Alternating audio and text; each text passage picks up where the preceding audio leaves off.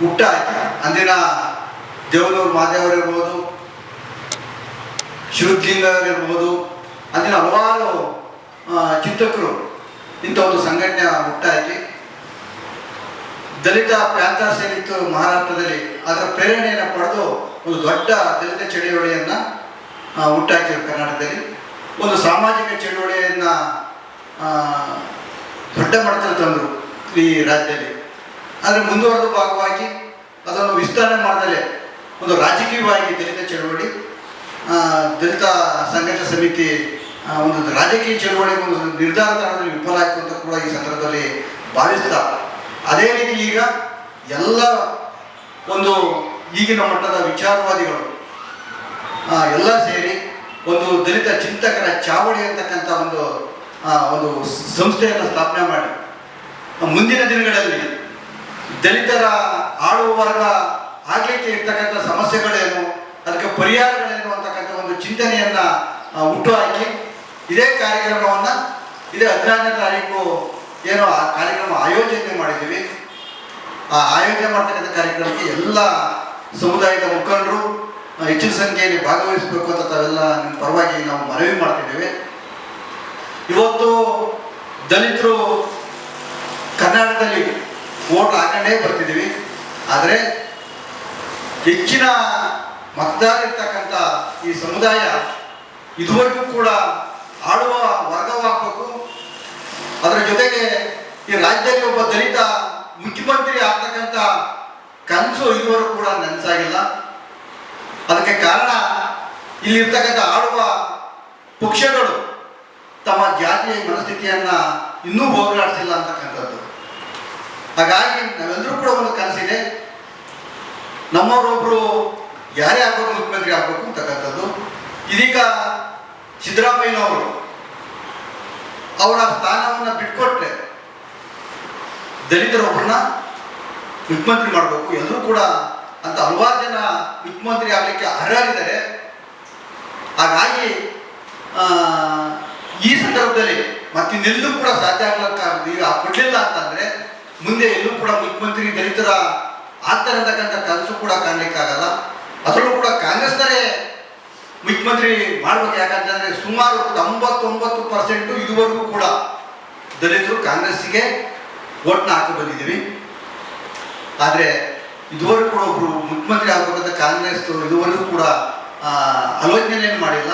ದಯಮಾಡಿ ಅವರಿಗೆ ದಲಿತರಿಗೆ ಮುಖ್ಯಮಂತ್ರಿ ಮಾಡಬೇಕು. ಆ ಕುರಿತು ಎಲ್ಲ ವಿಚಾರವಾದ ಸೇರಿ ನಾವು ಮುಂದಿನ ದಿನಗಳಲ್ಲಿ ಕಾಂಗ್ರೆಸ್ ಕೊಡಲಿಲ್ಲ ಅಂತಂದರೆ ನಾವು ಹೇಗೆ ಮುಖ್ಯಮಂತ್ರಿನ ಆಗ್ಬೋದು ಅಂತಕ್ಕಂಥ ಒಂದು ವಿಚಾರ ಸಂಕಿರಣವನ್ನು ಒಂದು ದೊಡ್ಡ ಮಟ್ಟಕ್ಕೆ ಇದು ಇಡೀ ನಾಡಿನ ಚಿಂತಕರು, ಪ್ರಗತಿಪರರು, ವಿದ್ಯಾರ್ಥಿಗಳು, ಹೋರಾಟಗಾರರು ಎಲ್ಲ ಸೇರಿ ಮುಂದಿನ ಒಂದು ದೊಡ್ಡ ಹೋರಾಟವನ್ನು ಮಾಡಲಿಕ್ಕೆ ತಾವೆಲ್ಲರೂ ಕೂಡ ಅಣಿಯಾಗಿದ್ದೀವಿ. ಆ ಕಾರಣಕ್ಕಾಗಿ DK ಶಿವಕುಮಾರ್ ಅವರಿಗೆ ಮುಂದೆ ತುಂಬ ಅವಕಾಶಗಳಿದೆ. ಅವರು ಇನ್ನೂ 28ಕ್ಕೆ ಅವಕಾಶ ಇದೆ, ಇನ್ನೂ ಚಿಕ್ಕ ವಯಸ್ಸಿದೆ. ಆದರೆ ಖರ್ಗೆ ಅಂತವರು, ಪರಮೇಶ್ವರ್ ಅಂತವರು, ಅವರು ಕೂಡ 2 ಸಾರಿ ಪಕ್ಷವನ್ನು ಅಧಿಕಾರಕ್ಕೆ ತಂದಿರ್ತಕ್ಕಂಥ ಪರಮೇಶ್ವರ್ ಇದ್ದಾರೆ. ಇವ್ರಿಗೆ ಯಾಕೆ ನೀವು ಇನ್ನೂ ಕೂಡ ಮುಖ್ಯಮಂತ್ರಿಯನ್ನು ಕೊಡಲಿಕ್ಕೆ ನೀವು ಮನಸ್ಸು ಮಾಡ್ತಿಲ್ಲ? ನಿಮ್ಮ ದಲಿತ ವಿರೋಧಿ ನೀತಿಯನ್ನು ಯಾಕೆ ಇನ್ನೂ ಕೂಡ ನೀವು ಪ್ರದರ್ಶನ ಮಾಡ್ತಿದ್ದೀರ? ಆ ಕಾರಣಕ್ಕೋಸ್ಕರ ದಲಿತರ ಏನಾದರೂ ಕೂಡ ದಲಿತರನ್ನ ನೀವು ಮುಖ್ಯಮಂತ್ರಿ ಮಾಡಲಿಲ್ಲ ಅಂತಂದರೆ ಮುಂದಿನ ದಿನಗಳಲ್ಲಿ ಕಾಂಗ್ರೆಸ್ ಸರ್ವನಾಶ ಆದರೂ ಯಾವುದೇ ಸಂದೇಹ ಇಲ್ಲ. ಆ ಕಾರಣಕ್ಕಾಗಿ ದಲಿತರು ಒಬ್ಬರು ಮುಖ್ಯಮಂತ್ರಿ ಮಾಡಲಿಕ್ಕೆ ಕಾಂಗ್ರೆಸ್ಸು ಮನಸ್ಸು ಮಾಡಲಿ ಅಂತ ಈ ಸಂದರ್ಭದಲ್ಲಿ ಒತ್ತಾಯ ಮಾಡ್ತಿದ್ದೀವಿ. ಅಂದಿನ ಕಾರ್ಯಕ್ರಮ ಭಾಳ ಐತಿಹಾಸಿಕವಾದಂಥ ಒಂದು ಕಾರ್ಯಕ್ರಮ 16. ಇದು ಮುಂದಿನ ದಲಿತ ರಾಜಕಾರಣದ ದಿಕ್ಕನ್ನೇ ಬದಲಿಸ್ತಕ್ಕಂಥ ಒಂದು ಕಾರ್ಯಕ್ರಮ ಆಗುತ್ತೆ. ಆ ಕಾರ್ಯಕ್ರಮ ಮುಗಿದ ನಂತರ ನಾವು ಇಡೀ ರಾಜ್ಯದಲ್ಲೆಲ್ಲ ಸೇರಿಸಿ ಒಂದು ಬೃಹತ್ವಾದ ಒಂದು ದಲಿತ ಶಕ್ತಿ ಪ್ರದರ್ಶನವನ್ನು ಕೂಡ ಮಾಡಲಿಕ್ಕೆ ನಾವೆಲ್ಲರೂ ಕೂಡ ಅಣಿ ಹಾಕ್ತಿದ್ದೀವಿ. ಹಾಗಾಗಿ ಹೆಚ್ಚಿನ ಸಂಖ್ಯೆಯಲ್ಲಿ ಈ ಕಾರ್ಯಕ್ರಮಕ್ಕೆ ದೊಡ್ಡ ವಿಚಾರವಾಗುತ್ತೆ. ಅಷ್ಟಲ್ಲದೆ ಈ ನಾಡನ್ನ ಕಟ್ಟದಂಥವ್ರು ನಾವು, ಈ ನಗರವನ್ನ ಕಟ್ಟದಂಥವ್ರು ನಾವು. ಈ ಒಂದು ನಗರದಲ್ಲಿ ಓಟ್ ಹಾಕಿ ಇಡೀ ರಾಜ್ಯದಲ್ಲಿ ಇವತ್ತು ಕಾಂಗ್ರೆಸ್ ಇದೆ, ಕಾಂಗ್ರೆಸ್ಗೆ ಉಳಿಗಾಲ ಬಂದಿದೆ ಅಂತ ಹೇಳಿದ್ರೆ ಅದು ನಮ್ಮ ದಲಿತರಿಂದ ಮಾತ್ರ ಸಾಧ್ಯ. ನಮ್ಮ ದಲಿತರ ಓಟಿಂದ ಮಾತ್ರ ಕಾಂಗ್ರೆಸ್ ಇವತ್ತು ಉಳಿದಿದೆ. ಅದು ಅವರು ನೆನಪಿನಲ್ಲಿ ಇಟ್ಕೊಂಡು ಏನು ಸಿದ್ದರಾಮಯ್ಯ ಅವರು ಈಗ ಅವರ ಒಂದು ಸ್ಥಾನವನ್ನು ಬಿಟ್ಟುಕೊಟ್ಟು ದಲಿತರಿಗೆ ಅವಕಾಶವನ್ನು ಕೊಟ್ಟರೆ ಇನ್ನಷ್ಟು ಕಾಂಗ್ರೆಸ್ಸಿಗೆ ಬೆಲೆ ಬರುತ್ತೆ ಅನ್ನೋದು ನಮ್ಮೆಲ್ಲರ ಉದ್ದೇಶ ಆಗಿದೆ. ದಲಿತರನ್ನ ಮುಖ್ಯಮಂತ್ರಿ ಮಾಡಲೇಬೇಕು. ಯಾಕಂತ ಹೇಳಿದ್ರೆ 25% ಅಷ್ಟು ನಾವೇ ಇದ್ದೀವಿ. ಹಾಗಾಗಿ ದಲಿತರನ್ನ ಮುಖ್ಯಮಂತ್ರಿ ಮಾಡೋದ್ರ ಮೂಲಕ ಈ ರಾಜ್ಯಕ್ಕೆ ಒಂದು ಸಂದೇಶವನ್ನು ಕೊಡಬೇಕಾಗಿದೆ. ಈ ಎಷ್ಟು ಸ್ವಾತಂತ್ರ್ಯ ಬಂದ 77 ವರ್ಷಗಳಾಗಿದೆ, ಸಂವಿಧಾನ ಬಂದ 75 ವರ್ಷಗಳಾಗಿದೆ. ಇಷ್ಟು ವರ್ಷಗಳಾದ್ರೂ ಸಹ ನಮ್ಮ ಸ್ಥಾನಮಾನಕ್ಕೆ ಧಕ್ಕೆ ಆಗ್ತಾ ಇರೋದನ್ನ ಈ ಒಂದು ಕಾಂಗ್ರೆಸ್ ಸರ್ಕಾರ ಇವತ್ತಿನ ತನಕ ನಾವು ಕಾಂಗ್ರೆಸ್ಗೋಸ್ಕರ ನಾವು ದುಡ್ದಿದ್ದೀವಿ, ರಾಜ್ಯಕ್ಕೋಸ್ಕರ ನಾವೆಲ್ಲ ದುಡ್ದಿದ್ದೀವಿ. ನಮ್ಮಂಥವರಿಗೂ ಸಹ ಅವಕಾಶ ಕೊಡಬೇಕು. ದಲಿತರನ್ನ ಮುಖ್ಯಮಂತ್ರಿ ಮಾಡಿದ್ರೆ ಕಾಂಗ್ರೆಸ್ಸಿಗೆ ಇನ್ನಷ್ಟು ಬೆಲೆ ಬರುತ್ತೆ ಅನ್ನೋದು ನಮ್ಮ ಉದ್ದೇಶ ಆಗಿದೆ. ಈಗಾಗಲೇ ಈ ಒಂದು ಕಾರ್ಯಕ್ರಮವನ್ನು ನಾವು 14ನೇ ತಾರೀಕು ಹಮ್ಮಿಕೊಂಡಿದ್ದೀವಿ. ಹಿರಿಯ ಹೋರಾಟಗಾರರು, ಚಿಂತಕರು, ಸಾಹಿತಿಗಳು, ಪತ್ರಕರ್ತರು ಎಲ್ಲರೂ ಸಹ ಭಾಗವಹಿಸ್ತಾ ಇದ್ದಾರೆ.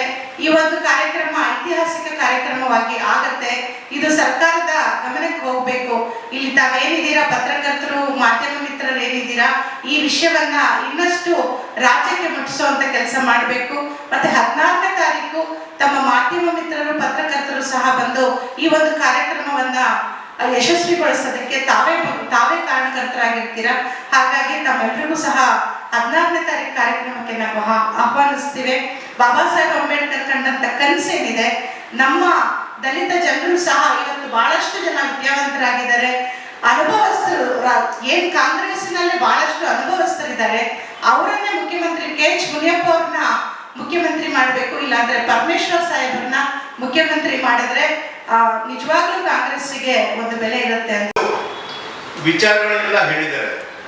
ಸಾಕಷ್ಟು ಹಿರಿಯ ಚಿಂತಕರು ನಮ್ಮ ಮುಂದಿನ ಪ್ರಧಾನ ಮಂತ್ರಿಗಳಾಗಿ ಯಾರಾಗಬೇಕು ಏನಾದರೂ ಪ್ರಪೋಸಲ್ ಎಲ್ಲ ಕೊಟ್ಟಿದ್ದಾರೆ. ನಿಜವಾಗ್ಲೂ ಇದು ಆಗಲೇಬೇಕು. ಈಗಾಗಲೇ 52 MLAs ಇದ್ದಾರೆ. ಆ್ಯಕ್ಚುಲಿ ಅವರೆಲ್ಲ ಒಗ್ಗಟ್ಟಾಗಿ ಬಂದಾದರೆ ಏನಾಗುತ್ತೆ ಅವ್ರಿಗೆ ಗೊತ್ತಾಗುತ್ತೆ, ಕಾಂಗ್ರೆಸ್ ಗೌರ್ಮೆಂಟಿಗೂ ಗೊತ್ತಾಗುತ್ತೆ. ಸೊ ಇದಕ್ಕೆ ಅವಕಾಶ ಮಾಡಿಕೊಡ್ಲಾರ್ದೆ ಅವರಾಗೆ ಮುಖ್ಯಮಂತ್ರಿ, ಉಪಮುಖ್ಯಮಂತ್ರಿ ಸ್ಥಾನ ಏನು ಹೇಳಿದ್ದಾರೆ, ಮುಖ್ಯಮಂತ್ರಿ ಸ್ಥಾನಕ್ಕೆ ಅವ್ರು ಬಿಟ್ಕೊಟ್ಟಿಗೆ ಹೇಳಿದ್ದಾರೆ. ಆ ರೀತಿ ಮಾಡಿದ್ರೆ ನಿಜವಾಗ್ಲೂ ಬಹಳ ಒಳ್ಳೇದಾಗುತ್ತೆ ಮತ್ತು ಎಲ್ರಿಗೂ ಅನುಕೂಲ ಆಗುತ್ತೆ. ಅವಕಾಶ ಮಾಡಿಕೊಟ್ಟಿದ್ದಕ್ಕೆ ಧನ್ಯವಾದಗಳು.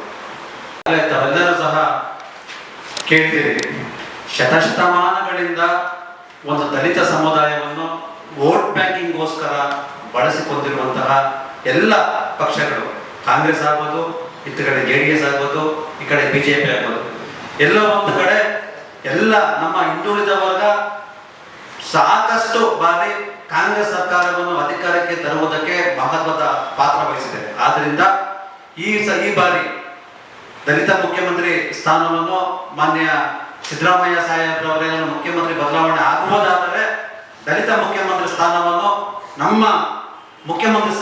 ನಮ್ಮ ದಲಿತ ಸಮುದಾಯಕ್ಕೆ ಕೊಡಬೇಕು. ಯಾಕಂತಂದ್ರೆ ಹಿಂದೆ ಇದ್ದಂತಹ ಸರ್ಕಾರದ ದುರಾಡಳಿತದಿಂದ, ಅವರು ಕೊಟ್ಟಂತಹ ಹೇಳಿಕೆಗಳಿಂದ ಬೇಸತ್ತು ಇವತ್ತೇನಾದ್ರು ರಾಜ್ಯದಲ್ಲಿ ಕಾಂಗ್ರೆಸ್ ಸರ್ಕಾರ ಅಧಿಕಾರಕ್ಕೆ ಬಂದಿದೆ ಅಂತಂದ್ರೆ ಅದಕ್ಕೆ ಮೂಲತಃ ಕಾರಣ ನಮ್ಮ ಹಿಂದುಳಿದ ವರ್ಗ. ಆದ್ದರಿಂದ ಮಾನ್ಯ ಮುಖ್ಯಮಂತ್ರಿಗಳು ದೊಡ್ಡ ಮನಸ್ಸು ಮಾಡಬೇಕು. ದಲಿತ ಸಮುದಾಯಕ್ಕೆ ಮುಖ್ಯಮಂತ್ರಿ ಸ್ಥಾನವನ್ನು ಮೀಸಲಿಡಬೇಕು. ನಾವು ಹೇಳ್ತಾ ಇದ್ರಿ, ಪರಮೇಶ್ವರ್ ಸಾಹೇಬ್ರಿದ್ದಾರೆ, KH ಮುನಿಯಪ್ಪ ಅವರಿದ್ದಾರೆ, ಹಾಗೆ ಮಾದೇವಪ್ಪ ಅವರಿದ್ದಾರೆ, ಹಾಗೆ ಈಗಾಗಲೇ ನಮ್ಮ ಹೋರಾಟಗಾರರು ಇದ್ದಂಗೆ ನಮ್ಮ ಸಾಹೇಬ್ರು KPCC ಸಾಹೇಬ್ರು ಅವ್ರನ್ನ ಬಂದ್ರೆ ಅವ್ರನ್ನ ಸಹ ಮುಖ್ಯಮಂತ್ರಿಗೆ ಅರ್ಹರಿದ್ದಾರೆ ಅಂತ ಈ ಮೂಲಕ ಹೇಳ್ತಾರೆ. ಮತ್ತೆ ಇದೇ ಒಂದು ವಿಚಾರಕ್ಕೆ ಸಂಬಂಧಪಟ್ಟ ಹಾಗೆ 14ನೇ ತಾರೀಕು ನಾವು ಒಂದು ದೊಡ್ಡ ಕಾರ್ಯಕ್ರಮ, ವಿಚಾರ ಸಂಕಿರಣ ಹಾಗೂ ದಲಿತ ಮುಖ್ಯಮಂತ್ರಿ ಹೋರಾಟಕ್ಕೆ ಚಾಲನೆ ನಾವು ಕೊಡ್ತಾ ಇದ್ದೇವೆ. ಎಲ್ಲ ಮಾಧ್ಯಮ ಮಿತ್ರರು ಈ ಒಂದು ಕಾರ್ಯಕ್ರಮಕ್ಕೆ ಬಂದು ಮತ್ತೆ ಇವತ್ತು ನಡೆದಂತಹ ಒಂದು ಪತ್ರಿಕಾಗೋಷ್ಠಿಯ ವಿಚಾರಗಳನ್ನು